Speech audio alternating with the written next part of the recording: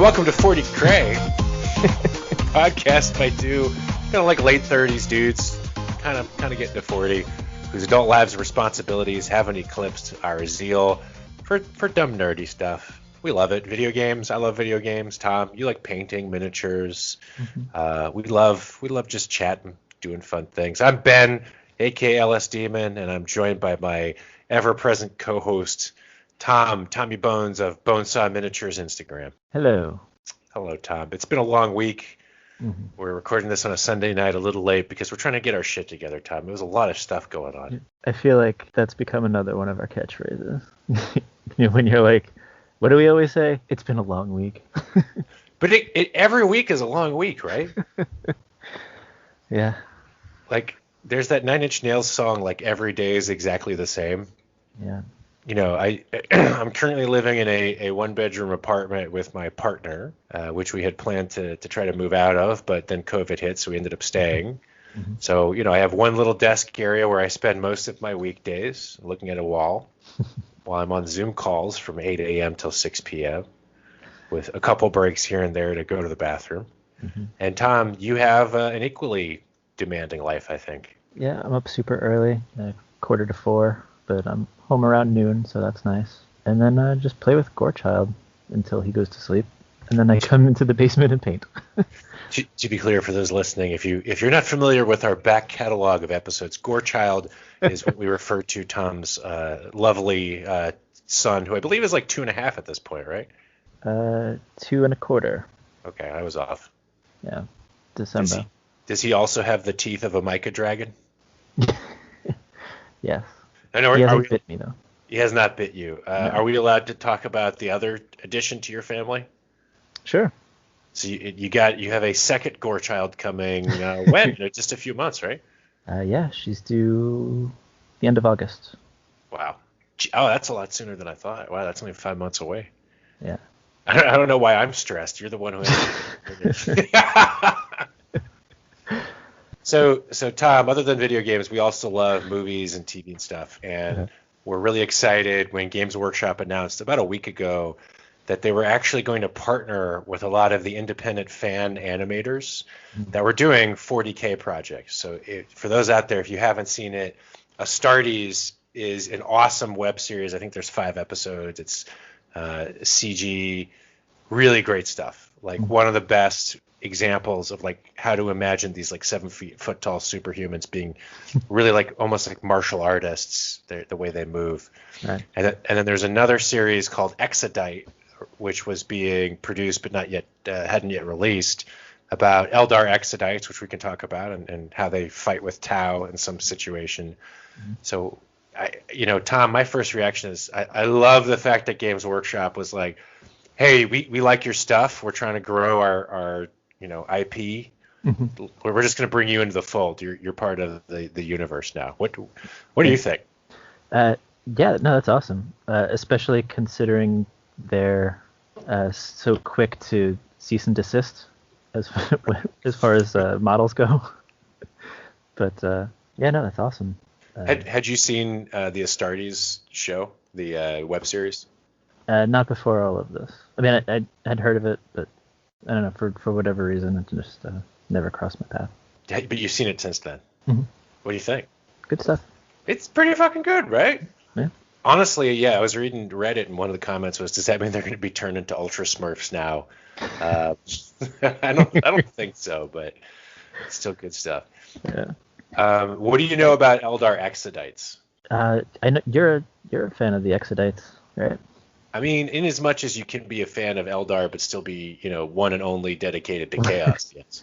As far as all of the Eldar factions go, the ones that ride dinosaurs are probably the coolest. Well, so that's the thing. Like, we've talked about Harlequins previously, and we had a whole episode on Drukhari. We haven't really talked much about Craftworld, meh.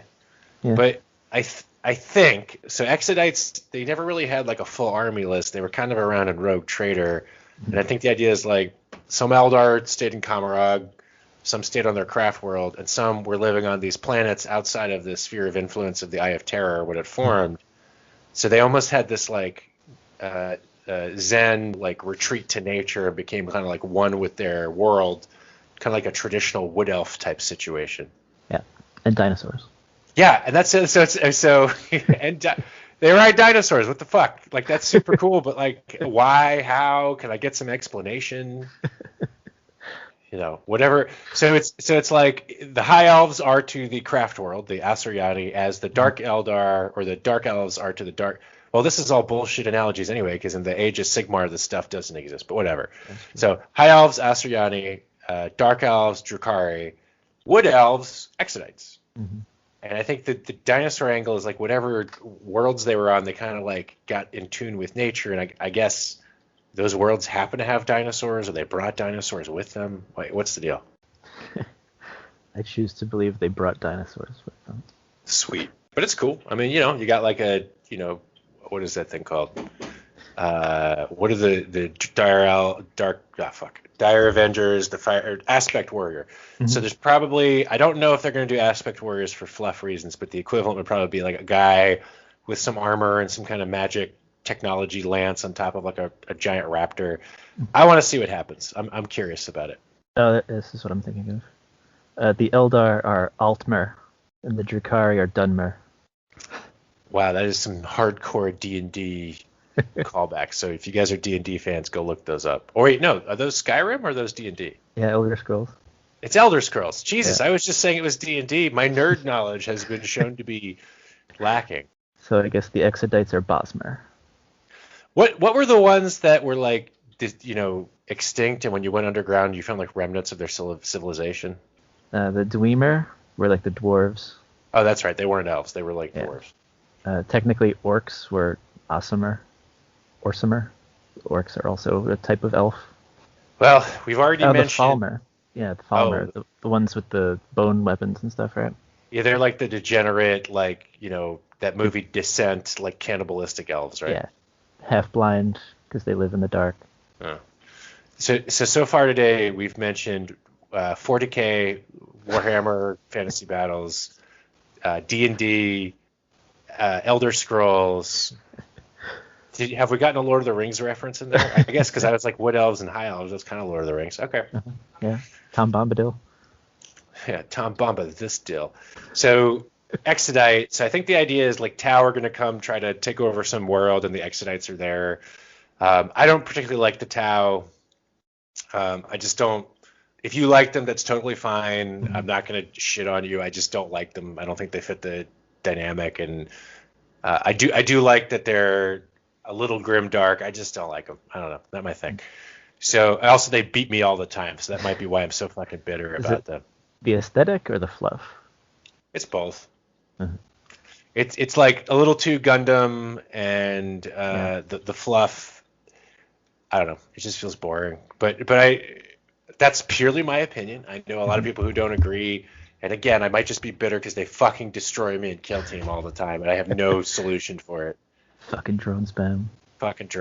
Or I don't want to go down that path. So, but I think it's an interesting battle, and I wanted to highlight this because first, it's not Imperium focused.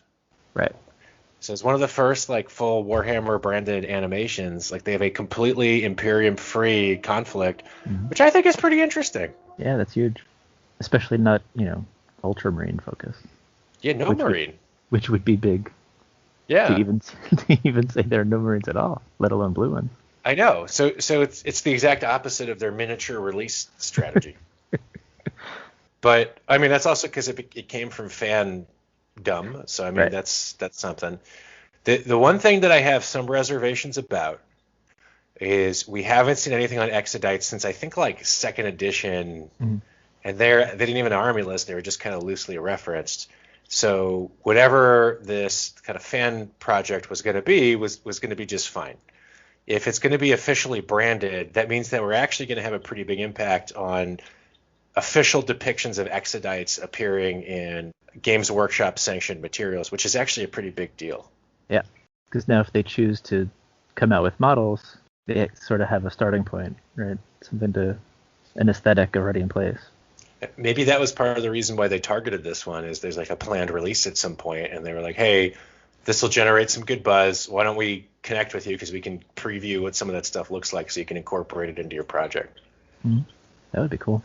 We're in a future episode, we're going to try to track down some of the originators of these various projects we're mentioning, because we'd love to hear a little bit about like how Games Workshop reached out, and whether that's just a, hey, make what you want, we're going to give you our brand, or if it's like, hey, to be part of this, there's a set of like consultations that have to take place and permissions that have to happen. I'm really curious how they handle that.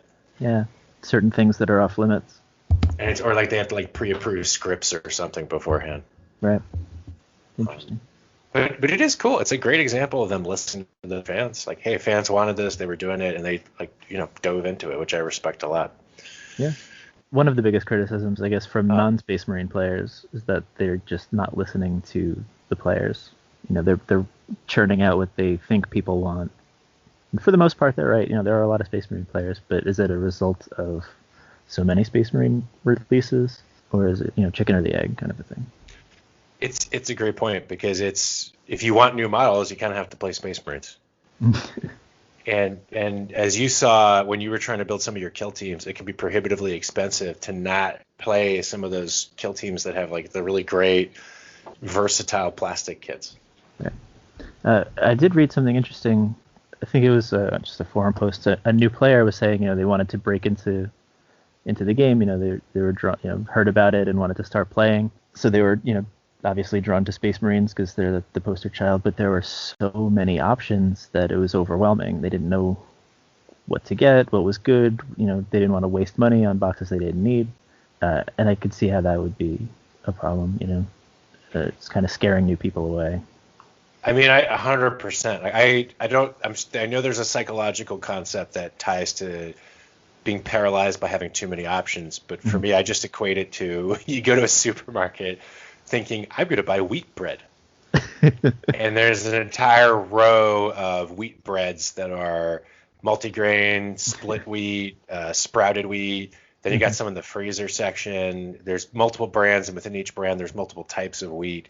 It is very overwhelming sometimes. I mean, look, I can buy bread, whatever. I usually just go for what's on sale. But my point is, like, if you're like, I want wheat, you still have about 10 different options in that subset, which is frankly too many. It's a bad user experience. Especially if you're going to spend $65 on 10 slices of bread. Well, I only shop at the finest of supermarkets. I think that metaphor holds, right? I think it does too. My bread the eggs come from rare endangered birds that are used to make the bread batter and dough. Is there even eggs in bread? I don't think there are. It's just like yeast, flour, and water, right? Yeah. Are there eggs in bread? Bread, is it made with eggs? Egg bread. Not regular sandwich bread. All right, confirming. Gabrielle, who's really fucking smart, says there's actually not eggs in normal bread you would use for sandwiches.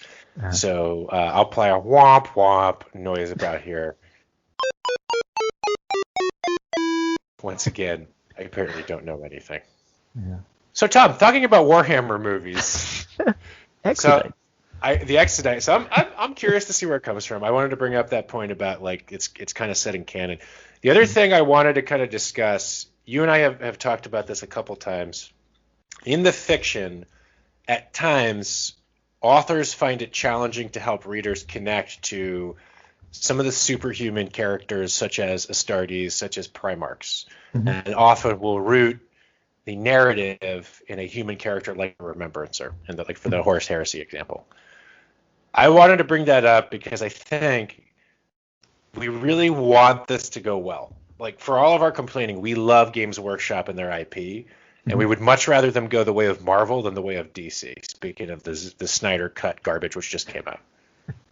Have you watched any of that? No. Yeah. I'd rather watch this $6.50 bread slice rise in the oven. Or slowly grow mold. Yeah, which I could then scrape off and ingest. But to that point, like, I think we need to choose, and this is we being Games Workshop, I think Games Workshop needs to choose pretty carefully the types of stuff it looks at. And I would really suggest focusing on human stories. Human in quote, I don't mean like it has to be human, but stories that are relatable as like an individual. So for example, if you do a story about Space Marines, like in the Ultramarines, don't rely on, hey, we're going to have a lot of fixed battles and like giant epic interactions, because that will quickly cause the audience to be desensitized. Mm-hmm.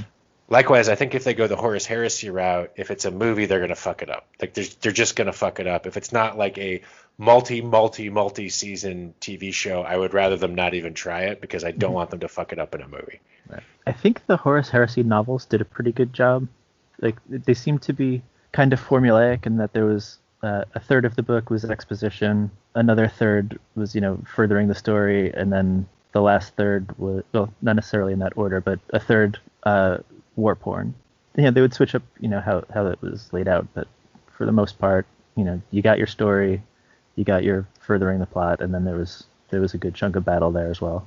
And like you bring up a good point about the war porn, which, by the way, the first time you said that, I thought you said war porn.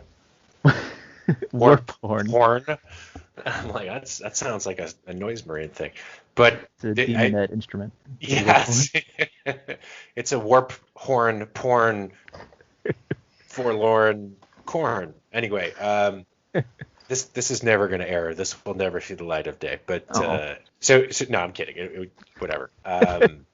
The war porn aside, like, yeah, I actually really like the Horus Heresy series. I'm not shitting on it, but there's a lot different capacity to convey information in a 400 to 500 page book about a very specific part of like a campaign or battle or one character than trying to tackle, like, literally, I think at this point, hundreds of books, right? Like there's at least over 100 books in the Horus Heresy series at this point. Yeah, maybe. I'm looking this up. At least 80 something. Is Okay, that including the Siege of Terra? I don't. Yeah, in my mind, it's roughly everything from the beginning of the modern Imperium age and the Crusade to the immediate aftermath of the Emperor being installed on the Golden Throne and Horus being defeated. So like the formation of the Grey Knights, I'd put that in there, right? Because that took place after. Like the first 100 years when the Chaos Astartes are all in the warp trying to figure their shit out. Like I think that all kind of fits in it in my idea. Oh, 56. Okay, so once again, Ben has been very wrong on this episode. I said hundreds, 56. Yeah, That's only including the first two books of the Siege of Terra. So I'm not sure how many they're up to at this point. that's true, and they're making more. And look, they're great. I think well, not all of them. Some of the books kind of blow. I think most of them are very competent. Mm-hmm. My point is, don't try to do that now. Like figure out your how you actually tell narratives in the 40K universe. And it looks like some of the stuff that they're advertising that we've seen some footage of. I think there's like an anthology series called Hammer and Bolter. Yeah. Right. Mm-hmm. Reminded me of like the Animatrix. Where it's like each one is like different characters, different. So I know there's one with Sororitas. There's one with like an assassin, I think, or something. Yeah, and they're different art styles as well. Yeah, which is super cool. Yeah. But I'd much rather have that. Like, tell me like a small story that doesn't require a ton of exposition, but that shows that there's so much more behind this that somebody could explore and get them into it that way. I think that'd be super cool. Yeah. The other piece I was going to say, I know they were talking a while ago that they were going to do a live action series about an Inquisitor. Oh yeah. Was it no? Was it Eisenhorn? I was trying to remember. Or did they already come out with the Eisenhorn show? And we were just It's a sitcom. in front of a live studio audience. Oh, it is. So it is Eisenhorn, which, by the way, was a great book series. I think it was Dan Abnett, right? Yeah. I read that entire series. I really liked it. I thought Eisenhorn was a really interesting, flawed character.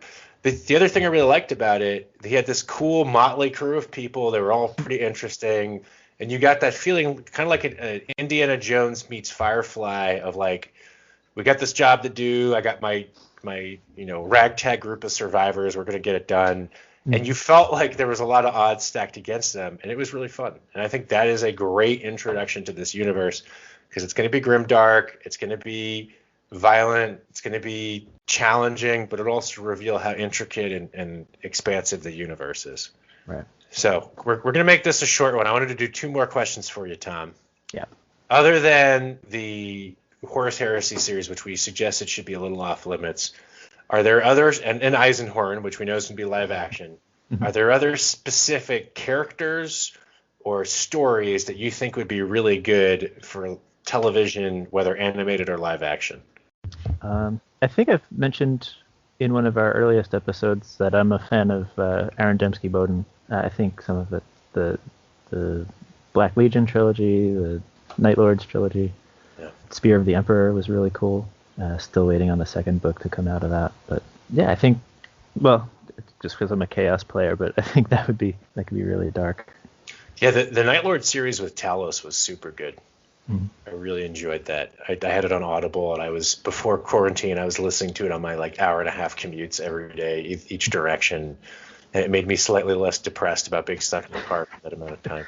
Yeah, it's cool that you get to see the inner workings of Chaos Marines. I feel like that would be a really good show for the tier 3, the MCU equivalent. Mm-hmm. That's the Captain America and the Winter Soldier level. It's we've established some things.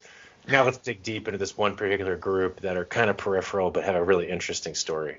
Mm-hmm. And then they all have their Infinity War where they all come together at the end. Or whoever's left. Yeah. All right. So Night Lords, Aaron Dembski-Bowden stuff, Spears of the Emperor. What else? Anything else that stands out? Not sure. So I liked, on my end, I would have picked Eisenhorn. That would have been my number one for the reasons I mentioned. So I think it's a great fit. Right. I was thinking there's some of the Gaunt's Ghosts, which I think is also Dan Abnett. I'm going to double check that I'm right, so I give the right person credit. But really good series about Imperial Guard. Dan Abnett, yep. So really good series about an Imperial Guard unit led by Commissar Gaunt. Really gives you a good sense for what it's like to be a soldier of the Imperial Guard, or Astra Militarum. Commissar Hormagaunt. What was it? Hormagaunt.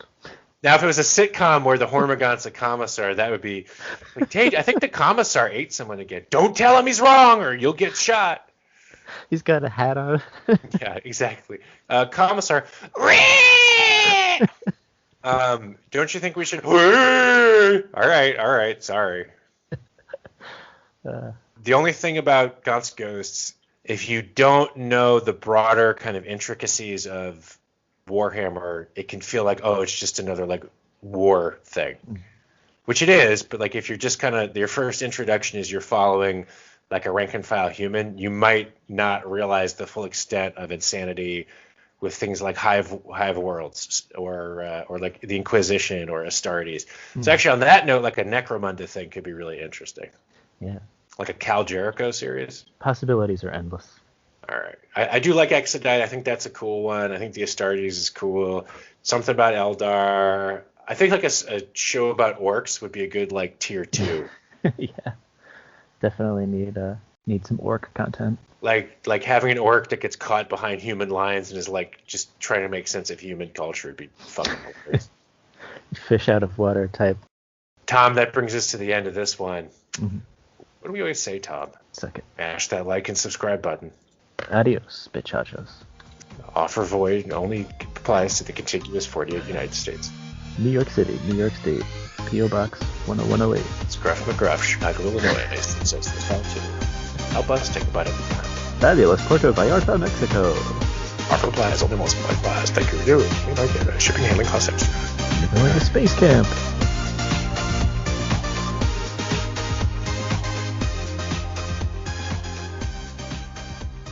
So if a piece of bread was $6.50 per slice, what would be contributing to that cost? I don't know, the fanciest grains ever. The fanciest grains ever. What if they were all individually smooshed by the subtle, sweet butt cheeks of Kim Kardashian? That makes sense. Challah bread has eggs in it. If it's a sweet bread, it might have eggs. Okay, sweet breads do have eggs in them. Now, then again, sweet comma breads or sweet space, not sweet breads. Sweet bread is totally different. That is a weird internal organ, I believe.